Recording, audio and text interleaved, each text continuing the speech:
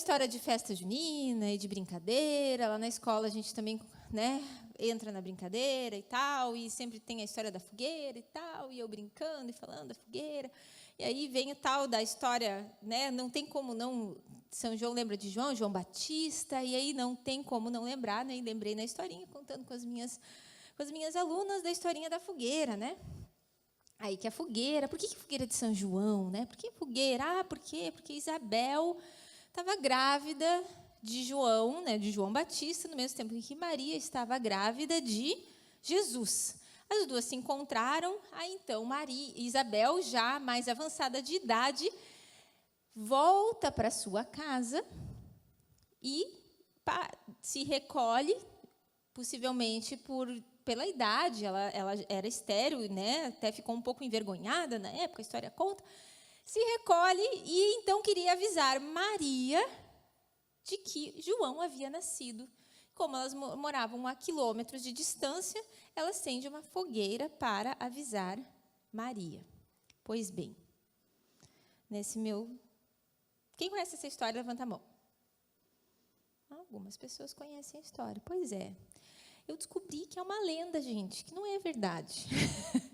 E eu preciso confessar aqui a minha ignorância de se você aprendeu essa história na escola, se é sua professora, se você... É lenda, é uma lenda, gente. Não é verdade. Eu disse assim, ai, gente, eu não acredito que essa história não é verdade.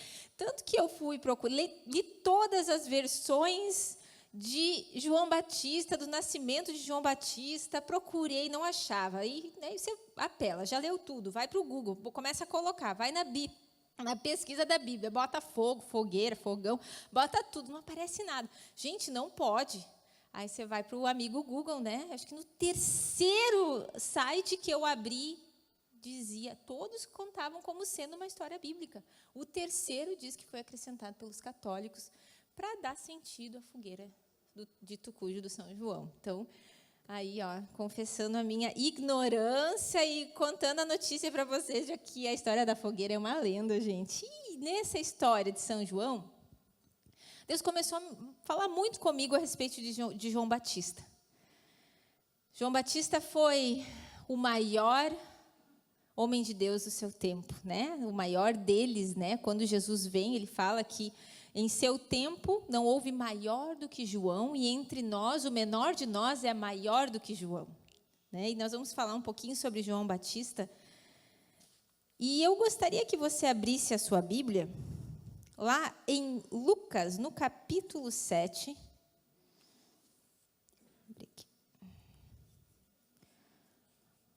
Lucas capítulo 1, do 5 ao 17. E a gente vai falar um pouquinho sobre João Batista nessa noite.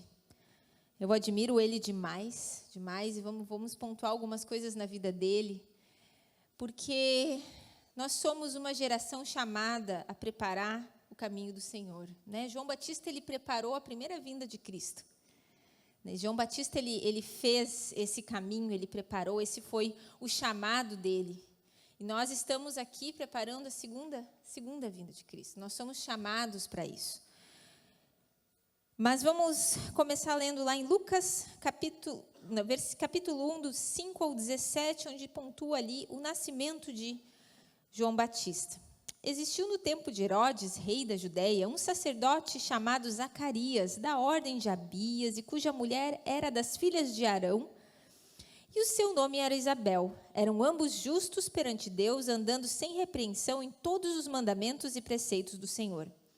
E não tinham filhos, porque Isabel era estéril, e ambos eram avançados de idade. E aconteceu que, exercendo ele o sacerdote diante de Deus, na ordem da sua turma, segundo o costume sacerdotal, coube-lhe em sorte entrar no templo do Senhor para oferecer o incenso. E toda a multidão do povo estava fora, orando à hora do incenso. E um anjo do Senhor lhe apareceu, posto em pé à direita do altar do incenso. E Zacarias, vendo, turbou-se e caiu temor sobre ele. Mas o anjo lhe disse: Zacarias, não temas, porque a tua oração foi ouvida. Isabel, tua mulher, dará à luz um filho. Lhe porás o nome de João. E terás prazer e alegria, e muitos se alegrarão no seu nascimento, porque será grande diante do Senhor, e não beberá vinho, nem bebida forte, será cheio do Espírito Santo já desde o ventre da sua mãe, e converterá muitos dos filhos de Israel ao Senhor Deus. Irá diante dele o espírito e virtude de Elias, para converter os corações dos pais aos filhos, e os rebeldes à prudência dos justos, com o fim de preparar ao Senhor um povo bem disposto. E depois em Lucas 7:28 é onde só extrair um pedacinho, e eu vos digo que entre os nascidos de mulher não há maior profeta do que João o Batista, mas o menor no reino de Deus é maior do que ele. João Batista, ele foi chamado, escolhido pelo Senhor no ventre da sua mãe, assim como Maria. No mesmo período, as duas, o anjo Gabriel aparece lá para Zacarias. Eu não vou entrar em toda essa história. Zacarias fica mudo porque duvida de Deus, até então que ele aceita. Tem toda uma história ali envolvendo o nascimento de João Batista, porque a palavra fala já desde o ventre que ele não beberia vinho, nem bebida forte, seria cheio do Espírito Santo e estaria vindo para preparar o caminho do Messias. A Bíblia já fala isso desde ali, contando toda essa história da descendência da geração de onde João Batista vinha. E João Batista, sim, ele veio. Maria e Isabel estavam grávidas junto, Essa parte é toda agora verdade, tá, gente? Isso não é lenda. Estavam grávidas ao mesmo tempo, E elas se encontram. Até a palavra fala que, lá em Lucas 1:41, que aconteceu que, ao ouvir Isabel a saudação de Maria, a criança saltou no seu ventre. Isabel foi cheia do Espírito Santo, em Lucas 1:41. Então, assim, nós vemos que João Batista ele foi escolhido por Deus para preparar o caminho do Senhor. Tem várias passagens, depois a gente vai ler mais um pouco sobre isso. Ele tinha um chamado. João Batista se prepara por 30 anos. Sabe quanto tempo durou o ministério de João Batista? A gente já achava pouquinho, que o ministério de Jesus... Jesus se preparou 30 anos. Passou 3 anos, acabou-se. A gente sempre, quando prega, fala... João Batista durou 6 meses.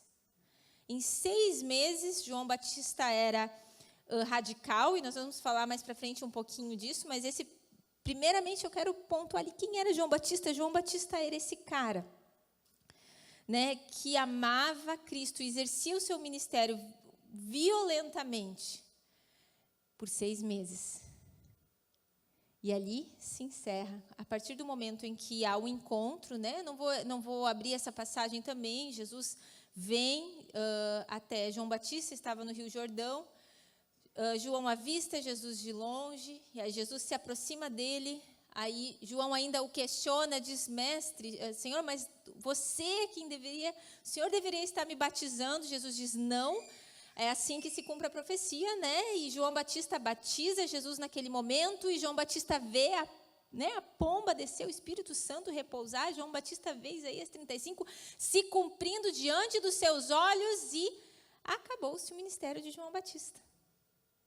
João Batista, muito bonita história, linda, fascinante, 30 anos, 6 meses, acabou-se. E João Batista entendeu naquele momento.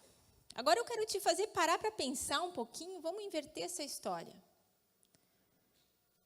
É legal, assim, parece tão bonito assim, mas João Batista tinha juntado uma multidão em volta dele. João Batista tinha um povo que o seguiu até o deserto. Nós vamos falar um pouquinho sobre isso, mas João Batista, ele pregava no deserto, o povo ia até ele. Ele tinha uma vida única, radical. E ele tinha um povo, ele tinha gente em volta dele. E naquele momento, Jesus chega e, para surpresa, gente, não é aquela pessoa que você admira lá do outro lado do mundo, Hoje a gente admira muito mais gente na internet, lá do outro lado do mundo, do que admira pessoas ao nosso lado que estão fazendo coisas sensacionais. A gente hoje, não. Quem chegou ali era o primo dele, gente. O primo, que possivelmente brincava com ele na infância. E esse primo, que ali fala, sei lá, primo segundo, talvez, a Bíblia não fala em detalhes, mas vamos usar a nossa imaginação, possivelmente se encontraram na infância.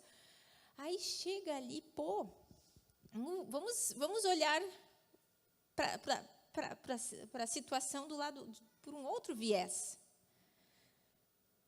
A multidão se foi. O que aconteceu? Gerou uma confusão ali. Os discípulos de João Batista na volta dele, mas e agora? Pensa, eu estava seguindo um cara 6 meses, esse cara aqui, foi-se. Acabou o ministério dele, já seguindo o quê? E ainda mais, eu fico parando para pensar, a gente viaja muito quando a gente lê essas histórias, e uma das coisas, ele nem chamado para ser um dos discípulos de Jesus, ele foi, porque podia, preguei a vinda do cara, o cara chegou, roubou a minha multidão, e nenhum dos discípulos eu sou. Mas João, e essa é a primeira característica, o primeiro aspecto na vida de João que eu quero pontuar, João sabia quem ele era. João sabia o que ele tinha vindo fazer, e mesmo sendo o maior de todos, sabe o que ele era, gente? Nada mais do que aquele degrauzinho ali para Jesus subir em cima dele para ser projetado. É isso que ele era. E João Batista sabia tão bem que ele contemplou e os seus discípulos foram até ele. João, e agora? A galera está indo embora. O povo se foi. E agora? João Batista diz, não, ele é o Messias. Sigam. João Batista diz, sigam a ele. Esse era o coração. João Batista sabia, João Batista vivenciou, João Batista viu a profecia se cumprir diante dos seus olhos e ele não teve inveja. Ele não boicotou, ele não fez um complô porque estão levando a minha multidão. Não fez nada disso. Ele abençoou. Sabe por quê? Porque João Batista sabia quem ele era. E sabe, esse é o primeiro ponto de quando nós temos um chamado, quando nós somos chamados pelo Senhor a preparar o caminho dele. Esse é o primeiro ponto da vida de João Batista que eu quero pontuar. É de nós sabermos quem nós somos e não termos inveja. Sabe, gente, quando a gente tem inveja, sabe o que é inveja? Sabe invejoso? Sabe quando a gente tem inveja? A gente tem inveja quando a gente não sabe quem a gente é. A gente não sabe o nosso propósito, a gente não sabe para onde a gente vai. Que na minha opinião, invejoso não está nem feliz consigo mesmo, porque não gosta do que tem, não gosta do que é, não gosta de si mesmo. É assim. E isso corrompe. Talvez nós estamos falando aqui de um nível ministerial, dentro da igreja, falando de igrejas, falando de ministérios, de entendermos qual é o nosso papel, qual é a nossa função, conseguir abençoar, conseguir liberar sobre o próximo, conseguir abençoar as pessoas para crescerem muito mais do que nós, conseguir abençoar aquela pessoa que anda do seu lado a ser muito maior do que você. Esse era o coração de João Batista, de conseguir o meu familiar, sabe? É muito fácil a gente abençoar, às vezes, gente que está longe, distante, e parece que aquele que está do nosso lado a gente não consegue. Isso nos retém, isso impede com que a gente cresça, porque nós temos que saber quem nós somos, nós temos que saber que nós fomos chamados por Cristo, e não importa se você foi chamado para ser o degrauzinho para o outro subir. Isso é reino. Isso é reino de Deus. E trazendo para a nossa vida pessoal, quantos de nós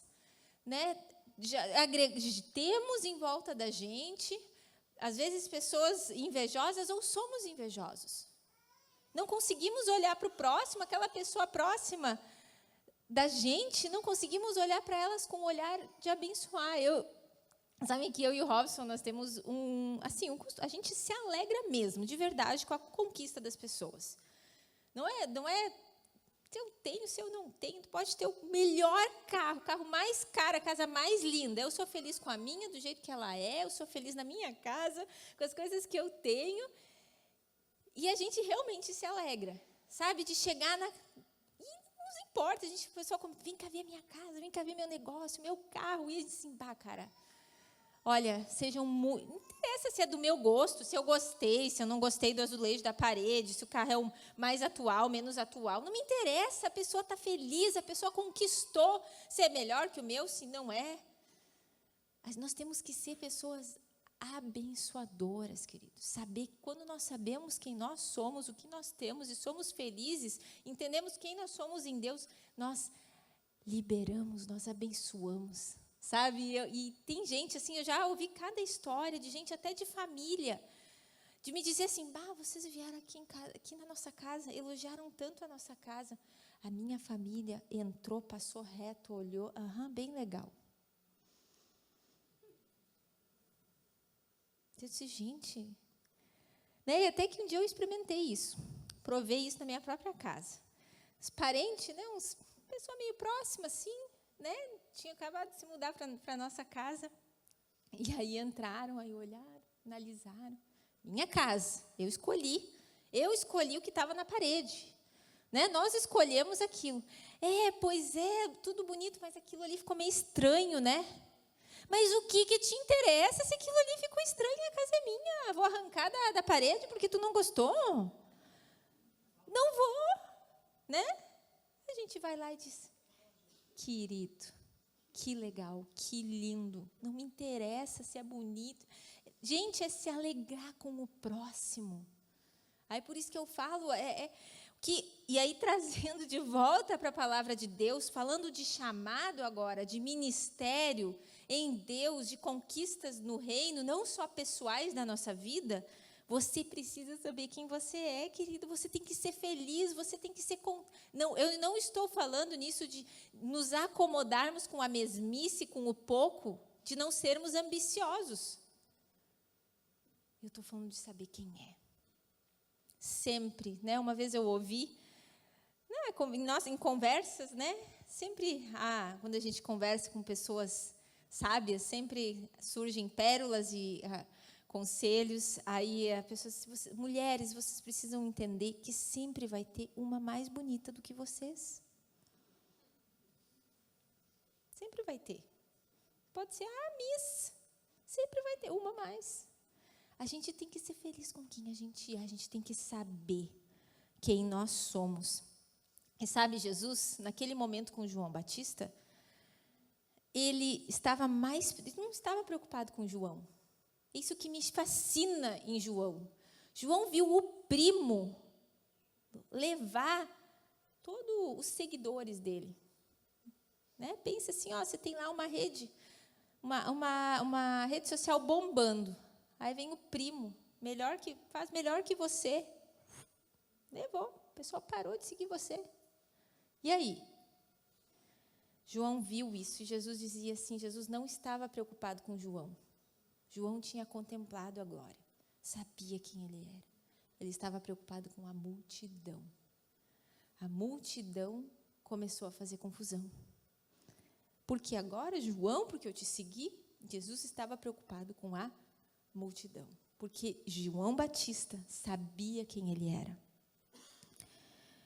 Próximo ponto, eu gostaria da vida de João Batista, eu gostaria que vocês abrissem lá em Mateus 11 e 19. Do 11 ao 19.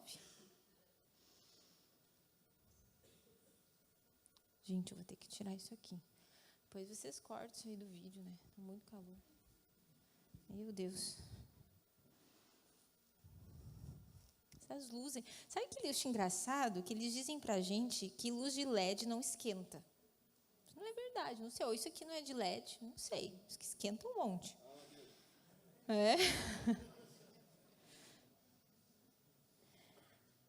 Certo. Vamos lá em Mateus 11, do 11 ao 19. E naqueles dias apareceu João Batista, pregando no deserto da Judéia e dizendo, arrependei-vos, porque é chegado o reino dos céus.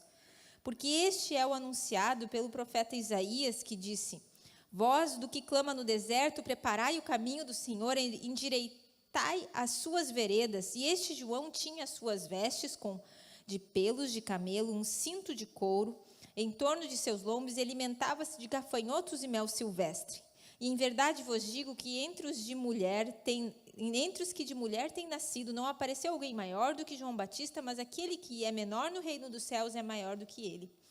E desde os dias de João Batista até agora se faz violência ao reino dos céus. Vamos falar sobre isso.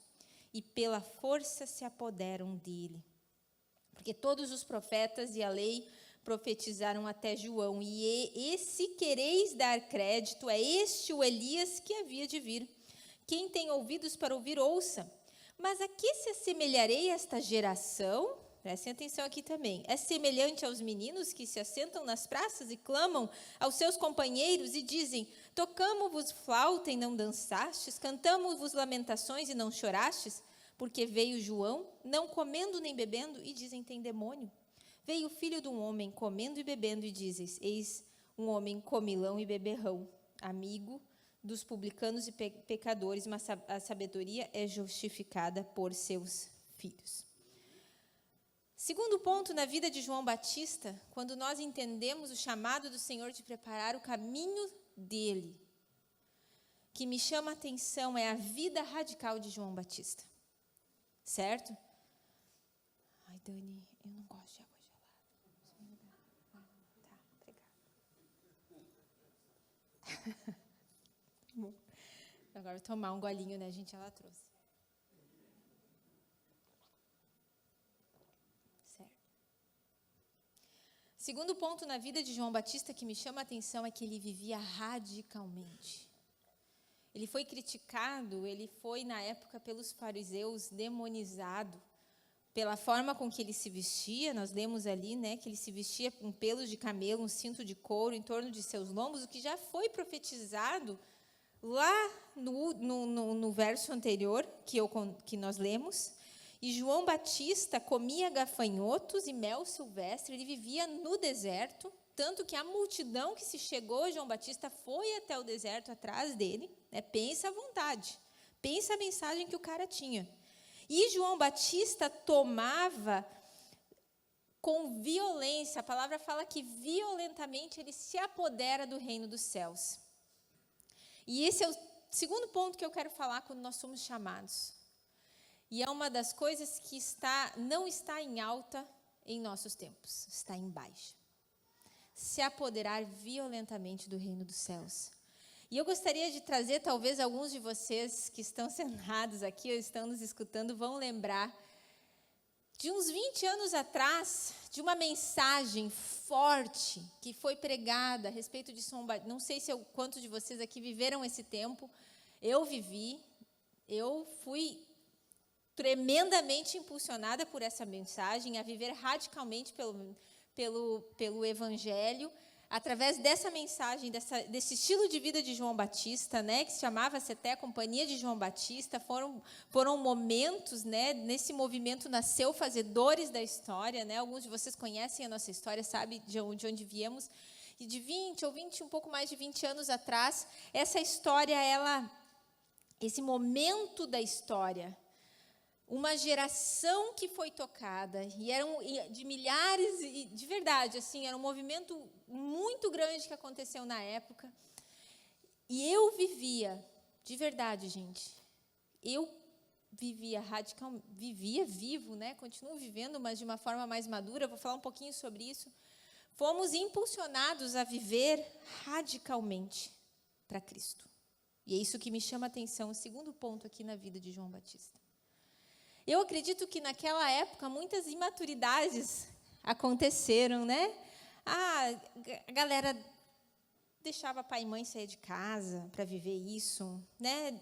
Abandonava a faculdade, não queria sair de dentro da igreja, né? Não, assim, nossa, a gente abandonou tudo. Toda a vida, né, a vida secular, a gente queria viver dentro da igreja, a gente foi totalmente compelido a viver uma vida radical para Cristo.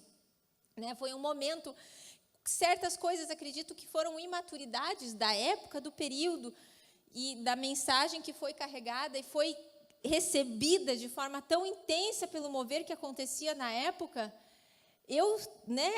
Mas desse movimento, desse mover de viver violentamente, radicalmente, se apoderar do reino dos céus, nasceram as Raquéis, os Robsons, os Andersons, os Ângelo Basso, Rodrigo e Felipe do Centro Sião, e assim eu poderia citar inúmeros, Tiago Santana, assim eu poderia citar inúmeras outras pessoas que seguem 2 décadas ou mais loucamente apaixonadas por esse Cristo, vivendo intensamente essa mensagem, carregando, seguindo o chamado de Cristo de preparar a segunda vinda de Cristo.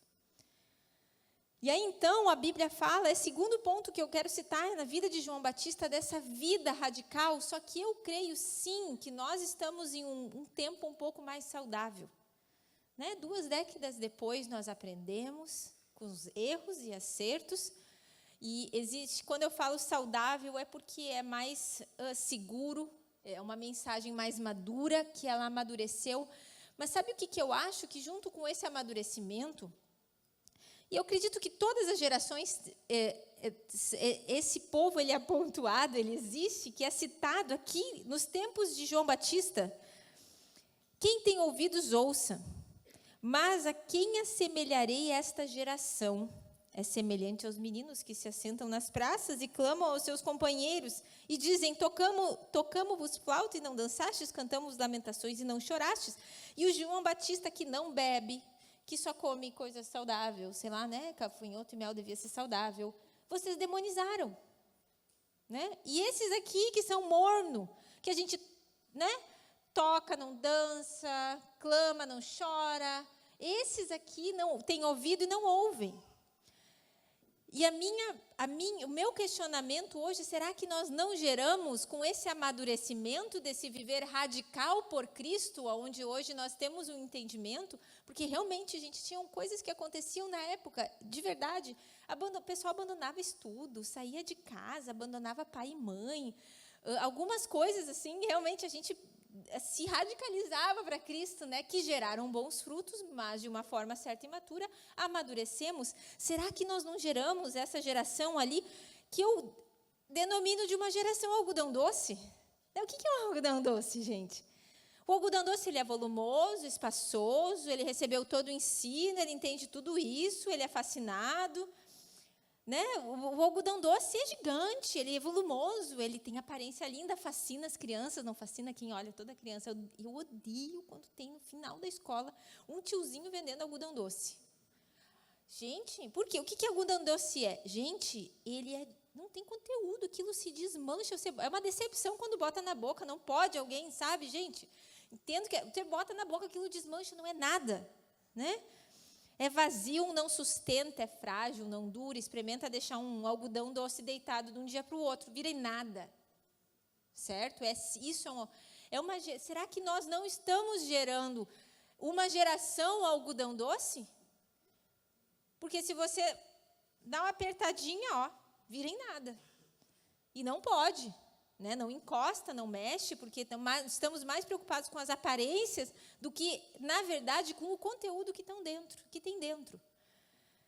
Então, segundo ponto dessa vida de João Batista, sim, eu creio que para nós seguirmos o chamado de Cristo, Deus ele está nos chamando a viver uma vida violenta, sermos agressivos. Entendermos com maturidade, entendermos que os novos tempos, o ensino, trouxe saúde para esse violento de João Batista. Mas nós precisamos, sim, nos apoderar do reino dos céus, queridos, porque o inferno está fazendo a parte dele.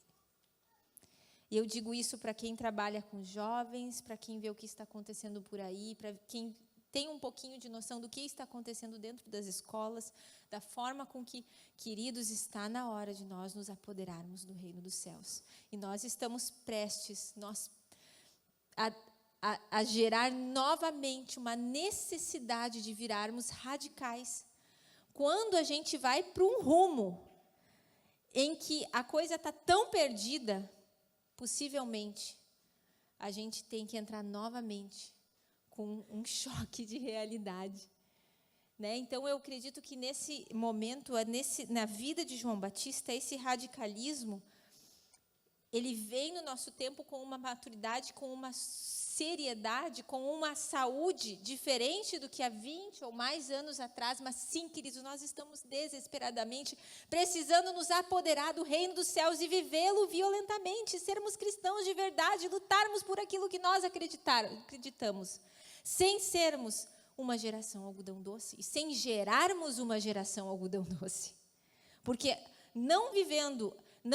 vivendo de uma forma um pouco mais agressiva o Evangelho de Cristo, nós geramos uma geração algodão doce. Então, esse é o segundo ponto que me chama a atenção na vida de João Batista, para que a gente venha abraçar esse chamado de Cristo, de levarmos, de prepararmos o caminho do Senhor. E então, gostaria de ler novamente com vocês, estou indo para o terceiro ponto da vida de João Batista, Lucas 1,17. Irá diante dele no espírito e virtude de Elias, para converter os corações dos pais aos filhos e os rebeldes à prudência dos justos, com o fim de preparar ao Senhor um povo bem disposto.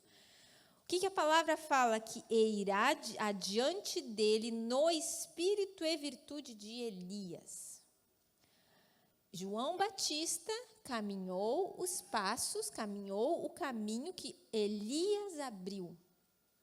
João Batista, ele entendeu que ele pertencia a algo muito maior que ele, seguiu os passos daquilo de quem? Quem começou isso? Elias. E é o que a palavra diz. João Batista correu a corrida, que não foi ele que começou. Ele tinha um senso de pertencimento. Né? No reino dos céus, nós temos que entender que não é assim, nós não andamos sozinhos. O reino de Deus é assim, nós não somos ilhas. É como se fosse uma corrida 4x1. Uma corrida só. Né? Corrida 4x1 são 4 bastões. E eu passo de 1 por 1. Vou passar, né? O primeiro corre, passa, o segundo corre, passa, corre. Para todos os outros 3 ganharem, nós precisamos o quê? Que aquele que correu por último chegue na linha de chegada. Assim nós temos que entender que funciona no reino dos céus. João Batista, ele andava na virtude, no caminho que Elias abriu, o pai do movimento. O Elias fez a base, não foi Eliseu. Por que a palavra de Deus não cita Eliseu? Se Eliseu recebeu a porção dobrada do que Elias, teoricamente Eliseu seria maior do que Elias, certo? Por quê? Porque ele recebeu porção dobrada, mas quem foi que pagou o preço? Foi Elias. Quem abriu o caminho foi Elias. Quem iniciou o movimento foi Elias. E os outros seguiram a corrida que Elias começou. E é assim que funciona no reino dos céus. E aí João Batista pega o último bastão e chega no final. E é assim que funciona. João Batista, ele entendeu que ele pertencia a algo maior, que a corrida não era dele. E é esse o último ponto que eu quero falar da vida de João Batista, que ele entendia que ele pertencia a algo que ele não tinha começado. Que João Batista, ele correu uma corrida que não era dele. E nós, eu e você aqui, estamos correndo uma corrida que não é nossa. Né? Se nós formos olhar na Bíblia, no livro de Hebreus, Hebreus é o tapete vermelho da fama da fé. Né? Dos heróis da fé, e não vou entrar nesse assunto. Agora, o livro de Hebreus, para que tudo aquilo, para o sucesso de todos aqueles que estão lá se cumpra, sabe quem precisa chegar no fim? Eu e você. O sucesso deles, daqueles que começaram a corrida, ele depende de quem? Ele depende de mim e de você continuarmos segurando o bastão e correndo essa corrida, para chegarmos no fim, assim como João Batista. João Batista cumpriu. João Batista viu a promessa se cumprir. Ele carregou, ele chegou no fim da corrida. E assim funciona no reino dos céus. E nós estamos correndo uma corrida que não é nossa. E eu quero dizer, queridos, você precisa entender que você foi chamado a pertencer, a fazer parte, a não ser uma ilha. E aí eu quero trazer uma historinha um pouco, talvez, a gente fica lá assim, eu estou correndo a corrida que os heróis da fé lá no Novo Testamento, né, começaram, e o bastão está comigo, e eu tenho que segurar essa fé, parece algo muito distante, né? E eu gostaria de trazer para vocês um pouquinho, trazer um pouquinho para o entendimento de vocês, para a gente tentar empatizar um pouquinho mais com isso. Nós somos Catch the Fire. Pegue o fogo. Se você ainda não conhece a fundo a história da igreja que você faz parte, ou que você está visitando, ou que você gostaria de pertencer, eu gostaria, queridos, vá na internet, pesquise a história. Nós estamos aqui hoje por um movimento que foi começado há quase 30 anos atrás por pessoas de Deus, né, como John Arnold e alguns outros, que se reuniam todos os dias da semana clamando por avivamento e faziam eventos após eventos. Há mais de 30 anos atrás, clamando por avivamento, clamando por um mover de Deus, clamando numa igreja pertinho do aeroporto de Toronto, pedindo, até que um belo dia o avivamento caiu. E para quem não lembra da história, naquele dia, eles passaram horas e começaram a ficar 24 horas. As pessoas ficavam lá dentro, eles não conseguiram mais fechar a igreja, queridos. E assim ficou, eles começaram a fazer turnos, porque as pessoas não iam mais embora. E aí, então, mover coisas, né, loucas, pesquise, querido, vai atrás, veja do que você está fazendo. Você está aqui, não, eu pertenço, você pertence a isso. Nós estamos correndo uma corrida que não fui eu que comecei. Eu tive o privilégio de vivenciar isso alguns anos depois, 2001, quando a onda, eles falam que esse mover que aconteceu em Toronto, ele foi um mover que durou muitos anos, que a maioria deles desses avivamentos, durava um ano, não sei lá, eu não estudo, mas eles duravam pouco tempo e as coisas... Toronto durou anos. 2001, quando eu passei mais de um ano lá, eram diários os cultos. E não era assim, todos os dias o culto. Ai, gente, fazer um culto rapidinho, né? Porque o pessoal vai ficar cansado. Porque daí amanhã tem culto de novo, O culto começava às 7h, terminava depois da meia-noite. Eu lembro que eu tinha horário para dormir, eu tinha que correr para a porta não fechar e não ganhar uma punição no dia seguinte, porque o culto ia das 7h, passava da meia-noite, gente. Isso já eram 6 anos depois. E aquilo, gente, continuava. Quando 6 anos depois, as conferências se empilhava, gente na rua, que ficava gente assistindo e se carregava a gente para dentro e para fora. 6 anos depois, você carrega um bastão, como Catch the Fire, de um movimento que não foi você que começou. Nós estamos numa corrida de 4x1, e João Batista entendeu isso. João Batista chegou no fim. João Batista entendeu, por isso que Elias é citado ali, porque ele correu a corrida aquilo que Elias havia profetizado. E nós, como Catch the Fire, carregamos os valores Catch the Fire, né? E quando o Ângelo Basso esteve aqui, ele falou um pouquinho sobre os avivamentos, quem teve o privilégio de ouvi-lo, que nasceu nesse movimento de 20 anos atrás, dessa companhia de João Batista, né?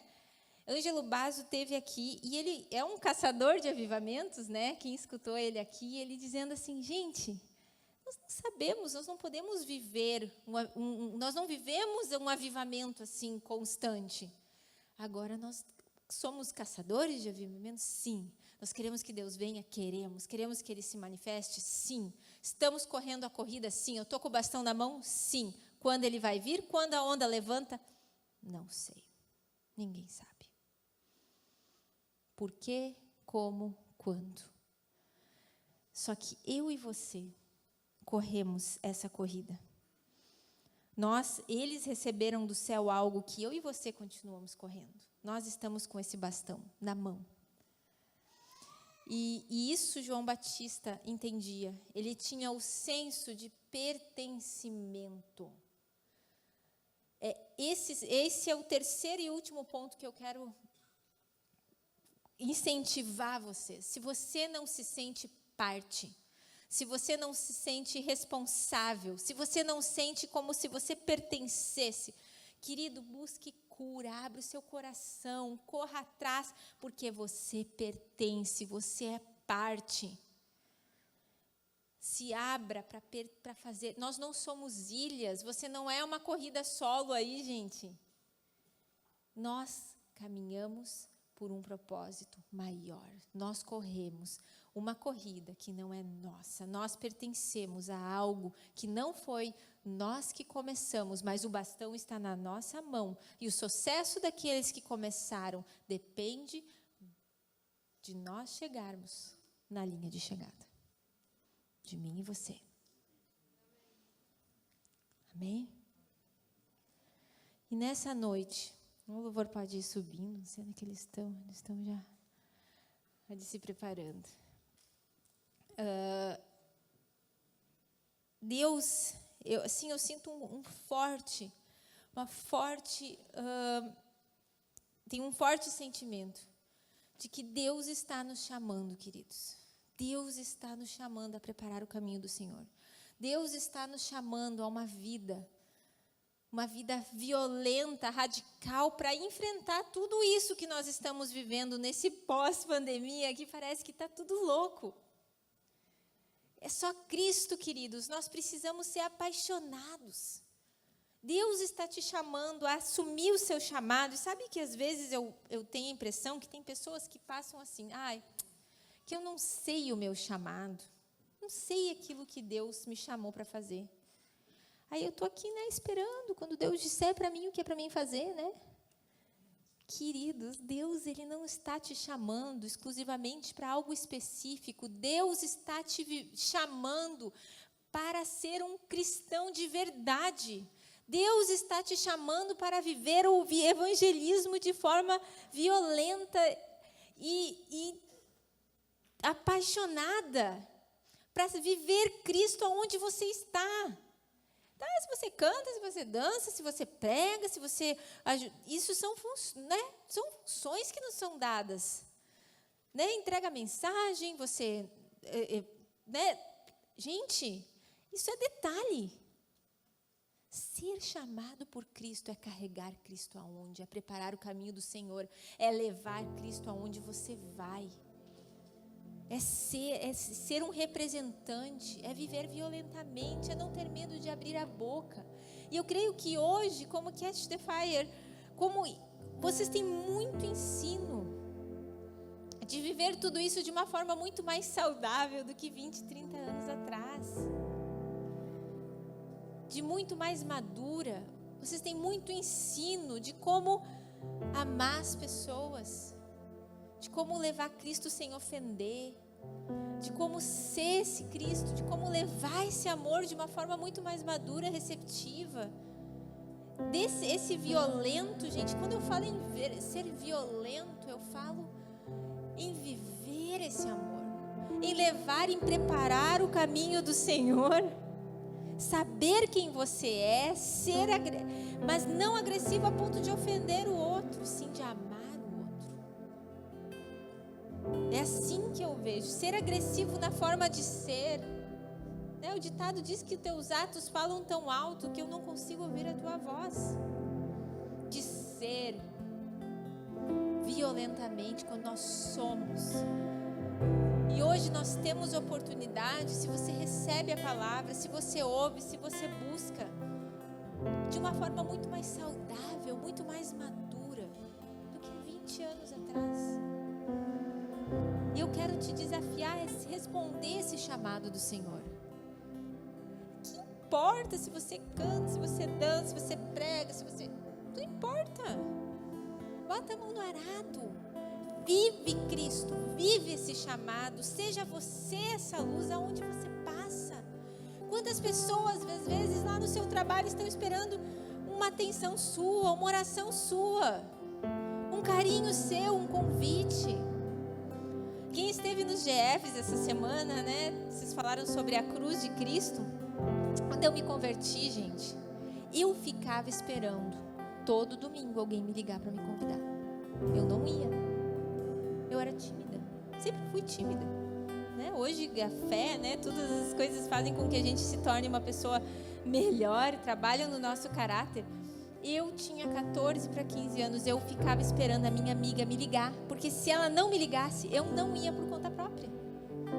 Quantas pessoas, e quantas vezes ela teve que me convidar? A gente convida para ir uma vez e a gente acha que tá bom. A gente ora uma vez e acha que já fez a nossa parte. Quantas pessoas estão esperando você convidar? Quantas pessoas estão esperando por você se manifestar onde você está? Isso é responder o chamado de Cristo. É viver Cristo. É levar o que você carrega onde você está. É orar pelas pessoas onde você está. Não precisa ter título nenhum para orar pelas pessoas, gente. Não precisa ter título nenhum, função nenhuma na igreja para falar de Jesus. Não precisa ter função nenhuma para convidar para vir no culto. Não precisa ter função nenhuma na igreja para amar, para ser luz, para escutar, para abençoar, para ser generoso. Não precisa ter função. Não precisa ter função, não. Isso é ser chamado, gente. Ser chamado não é uma função na igreja. Ser chamado é responder aquilo que Cristo nos fala aqui na Bíblia, que é preparar o caminho dele. Vamos ficar em pé? Eu gostaria, nessa noite, de orar por você. Mas, se você ainda não conhece a Cristo, sabe, se você não conhece, se você não entendeu, se esse Cristo você se apaixonou por Ele, mas você nunca entregou a sua vida para Ele, se você nunca derramou do seu coração, entregou, pediu perdão pelos teus pecados, eu quero te convidar a fazer isso nessa noite. E se você entendeu nessa noite que você é chamado, se você entendeu que Deus te chamou para preparar o caminho dele, eu quero orar contigo também. Sabe, e se você gostaria de renovar o seu chamado, gostaria de te convidar, se você se sente que Deus, você está me chamando, e eu preciso responder a esse chamado, apaixonadamente, violentamente, né? Nós vamos estar orando, nós vamos estar tirando um tempo de louvor. Se você sente, você vem aqui à frente, entrega a sua vida, renova, Deus, Ele é capaz de fazer de novo e de novo. Ele faz de novo, Ele traz de novo. Se você quer entregar a sua vida para Cristo, você precisa, esse Jesus apaixonante que te chama nessa noite,